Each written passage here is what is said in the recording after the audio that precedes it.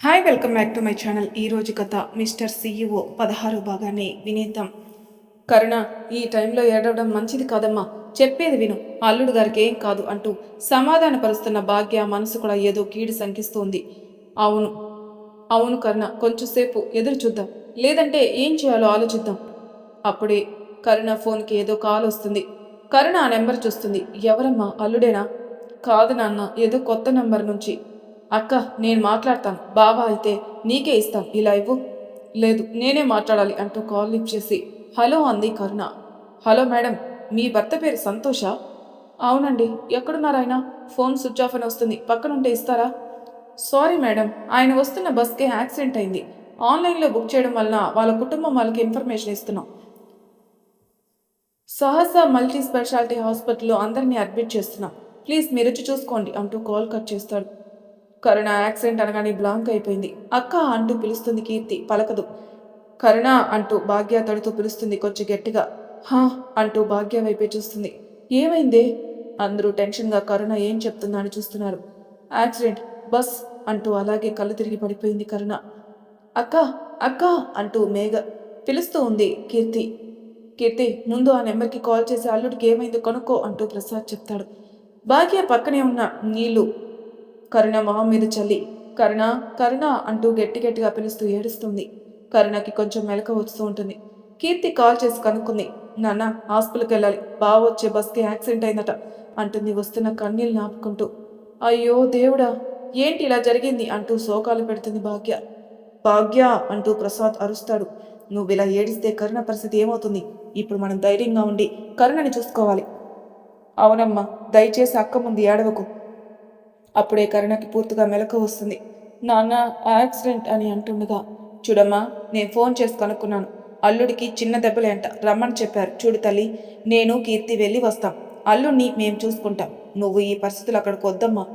లేదు నాన్న, నేను ఒక్కసారి ఆయన చూడాలి, ప్లీజ్ నన్ను తీసుకుని వెళ్ళు అంటూ ఏడుస్తుంది కరుణ. ప్రసాద్ గుండెల మీద తలపెట్టి గట్టిగా పట్టుకుంటూ, భయంగా ఉంది నాన్న, ప్లీజ్ అంటుంది.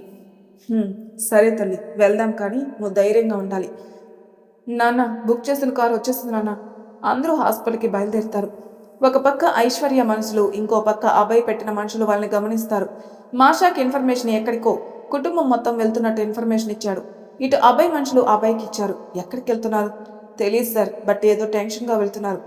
ఓకే, ఒకరింటి దగ్గరే ఉండండి, ఇంకొకరు అంటూ ఉండగా అభయ్ ఫాలో చేస్తున్నారు సార్ అంటాడు ఆ వ్యక్తి.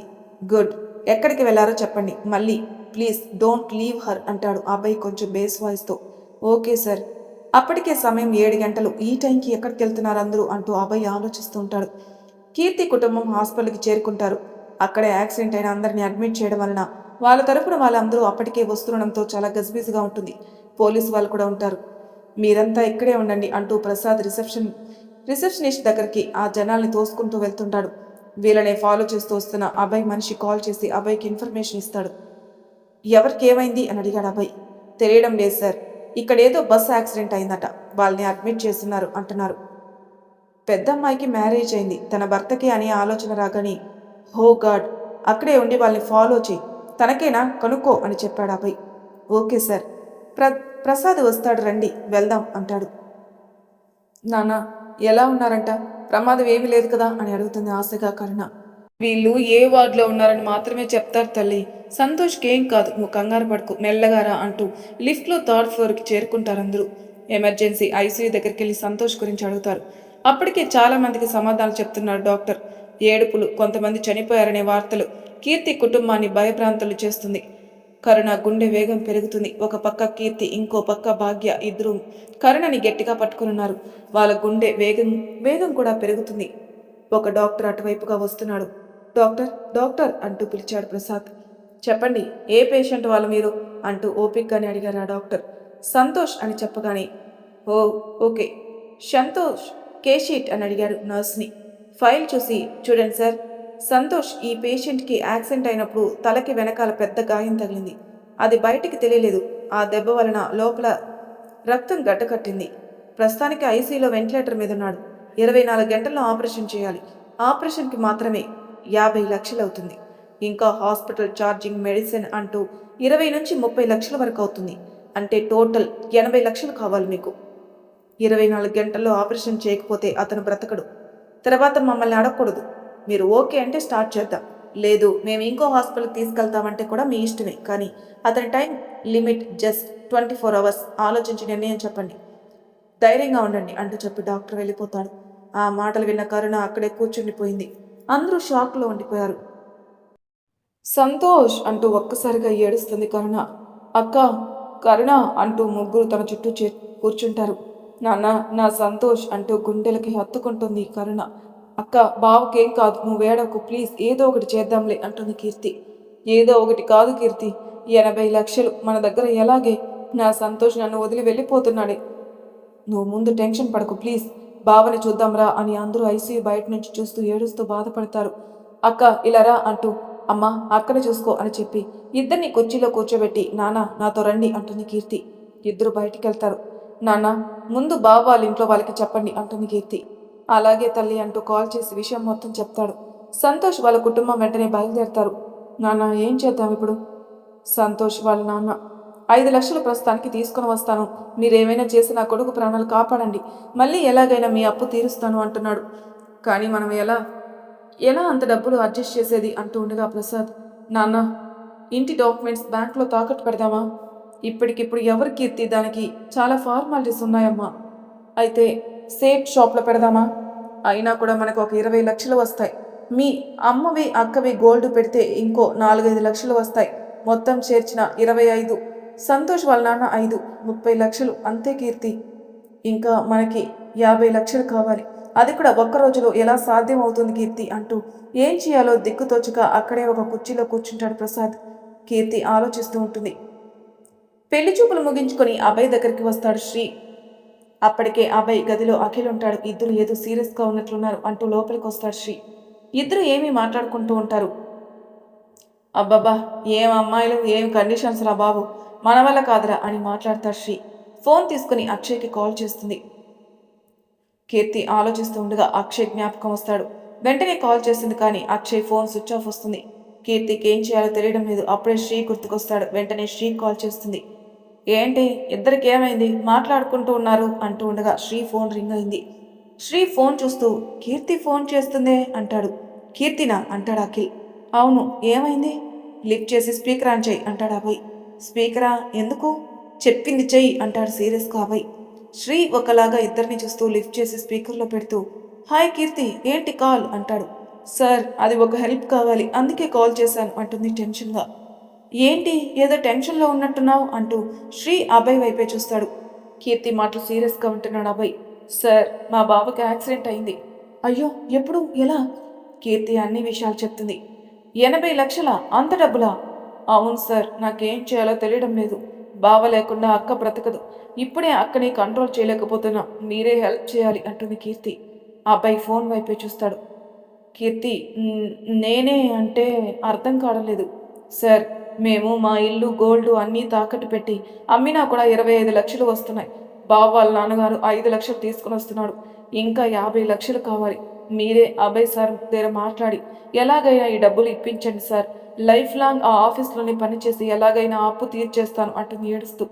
కీర్తి, కానీ కీర్తి, నువ్వు అడిగిన డబ్బులు కాదు, మొత్తం 80 లక్షలు నేనే ఇస్తాను అంటూ ఒక వాయిస్. అది అభయ్ వాయిస్. శ్రీ, అఖిల్ ఫోన్లో విన్న కీర్తి ఆ మాటకి షాక్ అయి, సార్ మీరు అని కీర్తి అంటుండగా, అవును, నేను అబ్బాయినే. నువ్వు చెప్పిందంతా విన్నాను. నీ పరిస్థితి నేను అర్థం చేసుకోగలను. ప్రేమించే వాళ్ళని దూరం చేసుకుని బ్రతకడం చాలా కష్టం. అందులో మీ అక్క భర్త, అది కూడా వాళ్ళిద్దరికి గుర్తు తన కడుపులో పెరుగుతున్న సమయంలో ఇలా జరగడం మంచిది కాదు. ఆ బిడ్డ జీవితాంతం తండ్రి లేని బిడ్డలా పెరగాలి. Sir, thank you so much, ఇంతలా మీరు ఆలోచిస్తున్నారు అంటుంది కీర్తి. కీర్తి, ఒక్క నిమిషం. చెప్పండి సార్. ఆ డబ్బులు ఇవ్వాలంటే నాది ఒక కండిషన్, అందుకు నువ్వు ఒప్పుకుంటావా? ఏం కండిషన్ అయినా ఒప్పుకుంటాను సార్. నా ప్రాణమే ఇవ్వమని అడిగినా సంతోషంగా ఇస్తాను అంటూ చిన్న స్మైల్ అభయ్ మొహంలో.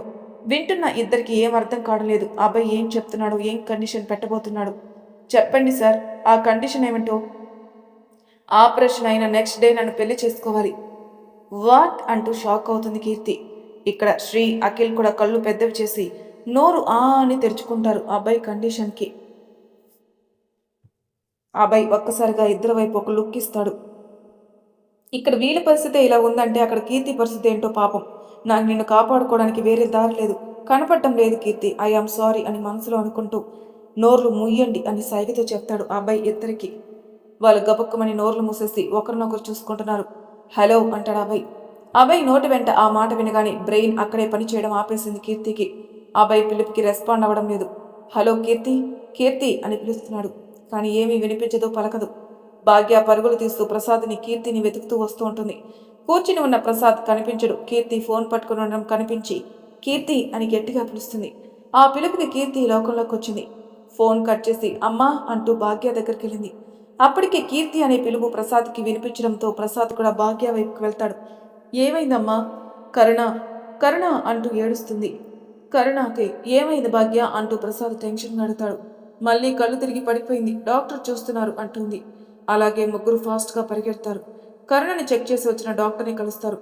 ఆ అమ్మాయి ఇలాగే టెన్షన్ పడుతూ తినకుండా ఉంది అంటే అబార్షన్ అవ్వడానికి 90% ఛాన్సెస్ ఉన్నాయి.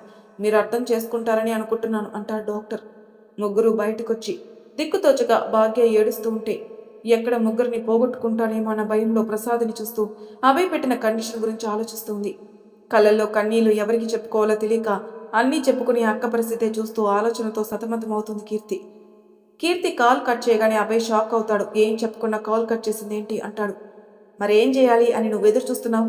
అభయ్, నువ్వు పెళ్లి చేసుకోవాలని కండిషన్ పెట్టగానే వెంటనే ఒప్పుకొని ఓకే సార్ అంటుంది అనుకున్నావా అని అడిగాడు శ్రీ. అవును అభి, నువ్వు ఇలా అడుగుతావని మేము కూడా ఎక్స్పెక్ట్ చేయలేదు అన్నాడు అఖిల్. నేను అనుకోలేదు అఖిల్, ఇలాంటి పరిస్థితి నాకు కలుగుతుందని అన్నాడు అభయ్. వీళ్ళు ఇలా మాట్లాడుకుంటూ ఉండగానే అభయ్ ఫోన్ రింగ్ అవుతుంది. అభయ్ ఫోన్ చూసి కీర్తి అంటాడు. స్పీకర్ ఆన్ చెయ్యి. అభయ్ లుక్ ఇస్తాడు శ్రీకి. ఏంటి, నువ్వు చేయమంటే నేను చేయాలా? ఇప్పుడు నువ్వు చెయ్యి. అబ్బా ఆపురా అభి, నువ్వు లిఫ్ట్ చెయ్యి. అభయ్ కాల్ లిఫ్ట్ చేసి స్పీకర్లో పెడతాడు. కీర్తి అంటాడు. సార్, నేను పెళ్లి చేసుకుంటాను, కానీ ఇప్పుడే కాదు, మా బావ రికవరీ అయ్యాక ప్లీజ్ అంటుంది కీర్తి. కానీ కీర్తి అని అంటూ ఉండగా అభయ్, సార్ ప్లీజ్ వెంటనే డబ్బులు మాత్రం ఇవ్వగలరా అంటుంది బాధగా కీర్తి ఏడుస్తూ. కీర్తి ఏడుపు, ఆ గొంతులోని ఆ బాధ అభయ్ గుండెల్ని తాకింది. ఓకే, శ్రీతో పంపుతాను అని కాల్ కట్ చేస్తాడు అభయ్. రే, నాకేం అర్థం కావడం లేదు అని అంటాడు శ్రీ. శ్రీ, అఖిల్ ముందు వెళ్ళి డాక్టర్స్ మాట్లాడి ఆ ఆపరేషన్ సంగతి చూడండి, డబ్బులు ఇమీడియట్గా కట్టేయండి, తర్వాత మనం మాట్లాడుకుందాం అన్నాడు. అది కాదు అభి అని అంటున్నది Akhil. Will you please do what I'm saying అంటూ ఇద్దరిని కోపంగా చూస్తూ గట్టిగా అరుస్తాడు అభయ్. ఇంకేమీ చేయలేక శ్రీ, అఖిల్ వెళ్తుండగా సైలెంట్గా డబ్బులు అవసరం లేదా అంటాడు మళ్ళీ అభయ్. ఒక డెబిట్ కార్డ్ ఇచ్చి ఇందులో నుంచి పే చేయండి అంటూ కార్డు ఇచ్చేసి కిటికీ వైపు తిరుగుతాడు అభయ్. ఇద్దరు చూసుకుంటూ వెళ్తారు. కింద ఉన్న మంజుల, సత్య, అభిరామ్కి అభయ్ అరుపు వినిపించడంతో కిందికి వెళ్ళిన వీళ్ళని ఏమైంది, ఎందుకలా అరిచాడు అభి అని అడిగింది సత్య. వాడికి పిచ్చి పట్టిందా ఆంటీ, మాకు అర్జెంట్ పని ఉంది, ప్లీజ్ ఇంకేమైనా అడగాలంటే వాడిని వెళ్ళి అడగండి అని శ్రీ కూడా కోపంగా వెళ్తాడు. అఖిల్ కూడా వెనకాలే వెళ్ళిపోతాడు. మంజుల అఖిల్ అఖిల్ అని పిలుస్తూ ఉన్నా వినిపించుకోకుండా, మీ బావ రికవరీ అయ్యే వరకు అంటే ఎలా నిన్ను కాపాడేది కీర్తి? ఇప్పటికే నీ మీద 2 సార్లు అటాక్ జరిగింది. ఇప్పుడు నువ్వు ఇలా ఫ్రీగా తిరుగుతూ వాళ్ళకి దొరికావంటే ఇలాంటి సమయంలో అయినా నిన్ను వాళ్ళు అనే ఆలోచన రాగాని అభయ్ ఫాస్ట్గా మెట్లు దిగుతూ పరిగెడతాడు. అభయ్ని ఎప్పుడు అంత విచిత్రంగా చూడని ఇంట్లో వాళ్ళు అభి అభి అని పిలుస్తున్నా వినిపించుకోలేదు అభయ్. శ్రీ, అఖిల్ ఆల్రెడీ కారులో బయలుదేరారు. అభయ్ తన కారులో కూర్చొని ఫాస్ట్గా డ్రైవ్ చేసుకుంటూ వెళ్తున్నాడు హాస్పిటల్కి. ఇక్కడ కీర్తి అన్నీ కోల్పోయిన అమ్మాయిలాగా కూర్చునుంది. అభయ్ సార్, మీరు నా గురించి ఏమనుకుంటున్నారు? నన్ను ఒక ఆడపిల్లలా కాకుండా అంగడిలో బొమ్మలాగా డబ్బులిచ్చి కొనుక్కున్నట్లుంది ఇప్పుడు. అక్క ప్రాణం బావతో ముడిపడి ఉంది, బావ ప్రాణాలు డబ్బులతో. ఆ డబ్బులు మీలాంటి వాళ్ళ దగ్గరున్నాయి. మీకు మా మనుషులతో సంబంధం లేకుండా మా అవసరాలతో మెలిపెట్టి ఆడుకుంటున్నారు. ఛీ, I really hate you sir, really hate you అంటూ మొహాన్ని అరిచేతుల్లో దాచుకుంటూ మనసులోని బాధని, గుండెల్లోని భారాన్ని కన్నీళ్ల రూపంలో బయటికి పంపించడానికి ప్రయత్నం చేస్తుంది కీర్తి. ఐశ్వర్య మనుషులు ప్రతిక్షణం కీర్తి చుట్టూ తిరుగుతున్నారు. కానీ ఆ విషయం అభయ్ పెట్టిన మనుషులు గమనించలేకపోతున్నారు. అంత పెద్ద హాస్పిటల్లో ఎవరిని అనుమానించగలరు? అందులో ఇప్పుడు ఆ యాక్సిడెంట్ అయిన వాళ్ళందరూ అక్కడే ఉండడం వలన ఒకటే గందరగోళంగా ఉంది హాస్పిటల్ అంతా. ఇలాంటి సమయంలో కీర్తికి ఎటువైపు నుంచి ఆపద వస్తుందని భయంగా ఉన్నారు తప్ప ఎవరు ఆపద కలిగించేలా ఉన్నారని గుర్తించలేకపోతున్నారు. ఐశ్వర్యకి ఎప్పటికప్పుడు కీర్తి గురించి ఇన్ఫర్మేషన్ పోతూనే ఉంది. హాస్పిటల్లో ఏవైనా చేస్తే అక్కడ అన్ని సీసీ ఫుటేజ్లు కనిపిస్తారు. సమయం చూసుకుని బయటకు వచ్చినప్పుడు దాన్ని ఈ లోకంలో నుంచి పంపడానికి చూడండి అంటూ, ఈ టైం అయినా పని మీద శ్రద్ధ పెట్టి చేయండి అంటూ కోపంగా కాల్ కట్ చేస్తున్న ఐశ్వర్య. శ్రీ వాళ్ళు హాస్పిటల్కి చేరుకుంటారు. కీర్తి ఫోన్ రింగ్ అవుతుంది. చూస్తే శ్రీ కన్నీళ్లు తుడుచుకుంటూ హలో సార్ అంటుంది. కీర్తి మేము హాస్పిటల్కి చేరుకున్నాం, కిందనే ఉన్నాం, ఎక్కడికి రావాలో చెప్పు అని అడిగాడు. సార్ 3rd ఫ్లోర్కి రండి అంది కీర్తి. ఓకే కీర్తి అని కాల్ కట్ చేసి రా అఖిల్ అంటాడు. అంతలోపే వెనకాల హారన్ వేస్తూ అభయ్ కార్ కనిపించింది. అభయ్ వచ్చాడు శ్రీ. కనిపిస్తుంది అంటూ అభయ్నే చూస్తూ ఉన్నాడు శ్రీ. నేరుగా ఇద్దరి దగ్గరికి వస్తాడు అభయ్. నువ్వేంటి అని అడిగాడు శ్రీ. ఏ నేను రాకూడదా? రావచ్చు, అసలే ఆ ఇంటికి కాబోయే చిన్న అల్లుడివి, నిన్నెవరు వద్దంటారులే అంటూ వంకరగా మాట్లాడాడు శ్రీ. నీ వంకర మాటలు నిలిపితే వెళ్దాం అన్నాడు అభయ్. అలా ముగ్గురు కీర్తి చెప్పినట్లు 3rd ఫ్లోర్కి వెళ్ళారు. కీర్తి వాళ్ళ కోసం ఎదురు చూస్తూ మెట్ల దగ్గర ఉంటుంది. కానీ అభయ్ వస్తాడని ఎక్స్పెక్ట్ చేయలేదు. అలా అభయ్ని చూస్తూ ఉండగా తను అడిగిన మాట గుర్తుకొచ్చి కళ్ళల్లో నీళ్లు ఉబుకుతూ ఉన్నాయి. కానీ వాటిని బయటికి రానివ్వకుండా అడ్డుకుంటూ హలో సార్ అంటుంది. కీర్తి ఎలా ఉంది మీ బావకి అని అడిగాడు అఖిల్. కండిషన్ సీరియస్ సార్, కానీ ఆపరేషన్ చేస్తే బతుకుతాడని చెప్పారు డాక్టర్. అభయ్ కీర్తినే చూస్తూ ఉంటాడు. కానీ కీర్తి కళ్ళు అభయ్ని చూడవు. అక్క ఇప్పటికే 2 సార్లు కళ్ళు తిరిగి పడిపోయింది. తను చెక్ చేసి ఇలాగే ఉంటే అబార్షన్ అవుతుందని చెప్పారు డాక్టర్ అంటూ ఏడుస్తుంది కీర్తి. అయ్యో అక్క ఎక్కడుంది అని అడిగాడు శ్రీ. బెడ్లో ఉంది, రెస్ట్ తీసుకుంటుంది. అమ్మ అక్కతో ఉంది. నాన్న అని అడిగాడు అభయ్. ఇక్కడే ఉన్నారు సార్. అలా మాట్లాడుతూ ఉండగానే ప్రసాద్ వస్తాడు. సార్ మీరు అంటాడు ప్రసాద్. మాకు కీర్తి చెప్పింది, అంతా మీరు కంగారు పడకుండా ఉండండి అంకుల్, మేము అమౌంట్ కట్టేస్తాంలే అని చెప్పారు శ్రీ. సార్ మీరు అంటూ ఎమోషనల్ అయ్యాడు ప్రసాద్. దీని గురించి మళ్ళీ మాట్లాడుకుందాం, ముందు డాక్టర్తో మాట్లాడి ఆపరేషన్ గురించి కనుక్కుందాం అన్నాడు అభయ్. నాన్న మీరు సార వాళ్ళతో వెళ్ళిరండి, నేను ఇక్కడే ఉంటాను. అఖిల్ నువ్వు తోడుగా ఉండు అని చెప్పి అభయ్, ప్రసాద్, శ్రీ ముగ్గురు వెళ్లారు డాక్టర్తో మాట్లాడడానికి. అలా డాక్టర్తో మాట్లాడి ఆపరేషన్ కానీ సిద్ధం చేస్తారు. అలాగే కరుణని చూసి తనకి ధైర్యం చెప్పి అమౌంట్ గురించి భయపడద్దని, అలాగే ఆపరేషన్ కూడా చేస్తానని చెప్పారు. ఇక్కడ ఎందుకు మీరంతా, మీ ముగ్గురు ఇంటికెళ్ళండి, అంకుల్తో పాటు మేముంటాం అన్నాడు అభయ్. అలాగైనా కీర్తి ఇంటికెళ్ళి సేఫ్గా ఉంటుందని. లేదు సార్, ఆపరేషన్ అయ్యేంత వరకు ఇక్కడే ఉంటాం అంది కరుణ. తన బాధ అర్థం చేసుకుని ఓకే మీ ఇష్టం అంటాడు అభయ్. ఆపరేషన్ జరుగుతుంది. అందరూ హాస్పిటల్లోనే ఉంటారు. అభయ్ చుట్టూ మనుషుల్ని గమనిస్తూ ఉంటాడు. శ్రీ, అఖిల్ అభయ్నే గమనిస్తుంటారు. ఇంతలో అఖిల్కి ఇంట్లో నుంచి ఫోన్ వచ్చింది. అఖిల్ లిఫ్ట్ చేసి విషయం అంతా చెప్తాడు. అక్షయ్ కూడా విషయం తెలిసి హాస్పిటల్కి చేరుకుని కరుణకి ధైర్యం చెప్తాడు. ఇంతలోపే సంతోష్ వాళ్ళ అమ్మ, నాన్న, ఇంకా మామ అంటూ ముగ్గురు వస్తారు. వాళ్ళకి జరిగిందంతా చెప్తారు. వాళ్ళ ముగ్గురు అభయ్కి చేతులు జోడించి చాలా థ్యాంక్స్ సార్, మీరు చేస్తున్న ఈ సహాయానికి జన్మలో రుణం తీర్చుకోలేమంటూ ఎమోషనల్ అయ్యారు. అలా చూస్తుండగానే ఆపరేషన్ అయింది. డాక్టర్ వచ్చి సంతోష్ షేఫ్ అని చెప్తూ 2 వారాలు హాస్పిటల్లో ఉండాలని చెప్తారు. ఓకే సార్, చాలా థ్యాంక్స్ అంటారు అందరూ. అప్పటికే సమయం రాత్రి 2 గంటలైంది. మరి తర్వాయి భాగంలో ఏం జరుగుతుందో నెక్స్ట్ ఎపిసోడ్లో తెలుసుకుందాం. అంతవరకు నా ఛానల్ సబ్స్క్రైబ్ చేయని వాళ్ళు ప్లీజ్ సబ్స్క్రైబ్ చేసుకోండి. లైక్ చేసి షేర్ చేయండి. మీ అభిప్రాయాలు నాకు కామెంట్ రూపంలో తెలియజేయండి. Thank you for listening.